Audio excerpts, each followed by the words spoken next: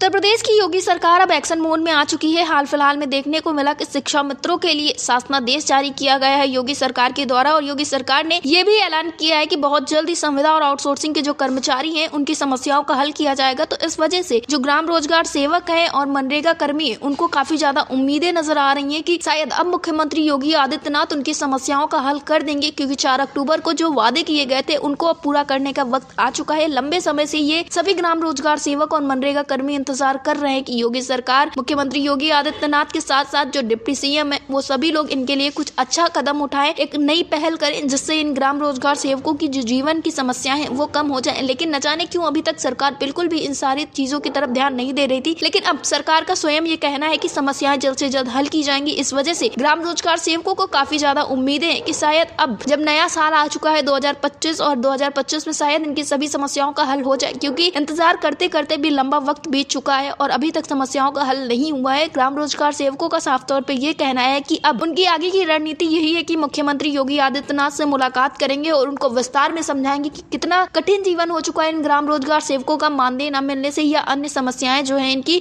उनके हल न होने की वजह से। इसी के साथ HR पॉलिसी पे भी बातचीत की जाएगी। आपको बता दें कि ग्राम रोजगार सेवक लंबे समय से संघर्ष कर रहे हैं, लेकिन फिर भी इनकी समस्याओं की तरफ बिल्कुल भी ध्यान नहीं दिया जा रहा है। ये बात तो सही है कि जब चुनाव आते हैं तो सरकार भी एक्शन मोड में हो जाती है, लेकिन इस पर ग्राम रोजगार सेवकों का यही कहना है कि चुनाव भी हो सकता है इसका कारण, और मुख्यमंत्री योगी आदित्यनाथ अगर इनकी समस्याओं का अब भी हल नहीं करते हैं तो ये एक बहुत बड़ी बात हो जाएगी, क्योंकि डिफेंस एक्सपो में मुख्यमंत्री योगी आदित्यनाथ ने स्वयं इन ग्राम रोजगार सेवकों से वादा किया था। इस विषय पर ज्यादा जानकारी देते हुए प्रदेश अध्यक्ष कुलदीप द्विवेदी ने क्या कुछ कहा, आप भी सुनिए। कुलदीप जी, आपका हमारे चैनल अटल टीवी पे बहुत बहुत स्वागत है। धन्यवाद मैडम आपका। कुलदीप जी, जैसा कि आपको अवगत होगा कि उत्तर प्रदेश में हाल फिलहाल में शिक्षा मित्रों की समस्याओं को हल करते हुए नजर आई है योगी सरकार, और उनके लिए एक शासनादेश भी जारी किया गया है। और ऐसे में मनरेगा कर्मी भी लंबे समय से अपनी आवाज को उठा रहे हैं, लेकिन अभी तक कुछ खास सरकार के द्वारा किया नहीं गया है। तो क्या कुछ नए अपडेट्स हैं मनरेगा कर्मियों के लिए, ग्राम रोजगार सेवकों के लिए, और आपको क्या कुछ उम्मीदें नजर आ रही हैं? मैडम, हम लोग शासन और प्रशासन पर अपनी बात पहुंचाने के लिए हर संभव प्रयास कर रहे हैं।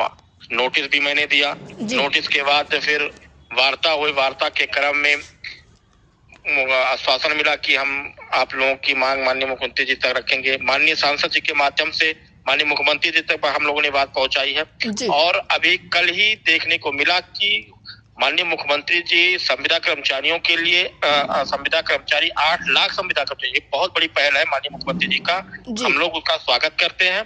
लेकिन इसमें मनरेगा कर्मचारियों का है या नहीं है, ये अभी कल से भी छुट्टी थी, आज भी छुट्टी है, इसलिए कोई बातचीत नहीं हो पा रही है। इसलिए अगर नहीं है तो ये हम लोगों के लिए बहुत ही संदान बात है, क्योंकि ग्राम रोजगार सेवक हर ग्राम पंचायत में पूरी निष्ठा के साथ काम करता है। कोरोना काल में रोजगार देने का भी काम किया, इसका माननीय मुख्यमंत्री जी ने भी सराहना की। मुझे विश्वास है कि माननीय मुख्यमंत्री जी इस 8 लाख संविदा कर्मचारियों में रोजगार सेवकों को भी रखे होंगे। जी कुलदीप जी, जैसा कि आपने बताया कि योगी सरकार के द्वारा भी संविदा कर्मियों की समस्याओं के हल के लिए पहल की जा रही है, और ऐसे में ये भी बहुत ज़्यादा जोड़ा जा रहा है कि 2027 में विधानसभा चुनाव है, और इसको देखते हुए सरकार के जो लोकसभा चुनाव में परिणाम रहे उसको संभालने के लिए ऐसा सब कुछ किया जा रहा है। तो क्या आपको भी यही लगता है कि बस ये चुनाव में लुभाने के लिए कर्मचारियों को किया जा रहा है? नहीं, बिल्कुल सही बात है। जब कोई चुनाव आता है तो सरकार पहल करती है, हो ना हो ये अलग विषय है, लेकिन अगर माननीय मुख्यमंत्री जी ने ये पहल किया है तो हमको लगता है पूरे भारत में ये बहुत अच्छी पहल उत्तर प्रदेश के माननीय मुख्यमंत्री योगी आदित्यनाथ जी ने किया है। ये बहुत ही अच्छा पहल है, और इससे आशा सभी संविदा कर्मचारियों को एक आस हो चुकी है कि कुछ ना कुछ माननीय मुख्यमंत्री जी सबके लिए करेंगे। और उसमें 1,42,000 की एक बात आ रही है, और हमको लगता है कि माननीय मुख्यमंत्री जी रोजगार सेवक या मनरेगा कर्मचारियों को उसमें समायोजित करेंगे, ये हम लोगों को विश्वास है। अगर नहीं करते हैं तो हम लोग भी ये प्रयास कर रहे हैं। माननीय मुख्यमंत्री जी को कई बार हम लोगों ने मिलने का समय मांगा है, और जल्द ही अगर समय मिलता है तो हम लोग अपनी बात उसमें रखेंगे। HR पॉलिसी की बात रही, HR पॉलिसी माननीय मुख्यमंत्री जी ने घोषणा की थी 4 अक्टूबर 2021 को, वो भी फाइल तैयार होकर के, और जो मानदेय का समस्या है वो मानदेय के लिए भी माननीय मुख्यमंत्री जी उस पर तैयार है करने के लिए। जी कुलदीप जी, अब आप लोगों का अगला कदम क्या होगा, क्या रणनीति आप लोगों ने बनाई है? बिल्कुल। अब हम लोगों की अगली रणनीति यही है कि जल्द ही माननीय मुख्यमंत्री जी से मिले और मुख्यमंत्री जी से अपनी बात को रखें।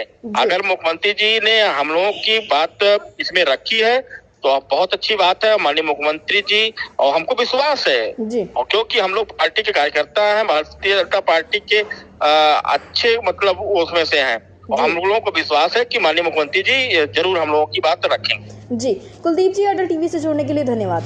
धन्यवाद।